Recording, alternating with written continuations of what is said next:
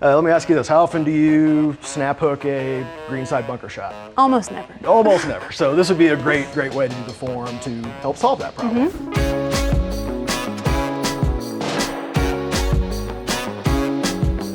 Talking that nasty hooking problem, and this golfer on the left is a really good example of that. So in the follow through, where you see the hands coming through Hannah's shoulder, there's a lot of turning of the forearms, and it just keeps pointing the toe of that club more and more to the left. The more the toe of that club points to the left, the more closed that club face gets. You start seeing those balls start a little straighter, maybe even to the left. There's a start of those big hooks.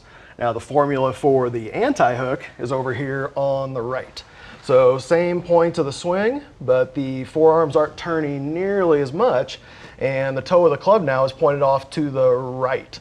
And that helps keep the club face more open in the follow through, and it's just really the start to not hooking those shots nearly as much. So let's jump up to the mat and talk about how to do that.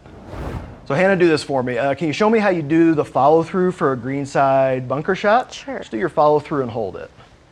Okay, very nice. So just like we saw in that video, very little turning of the forearms.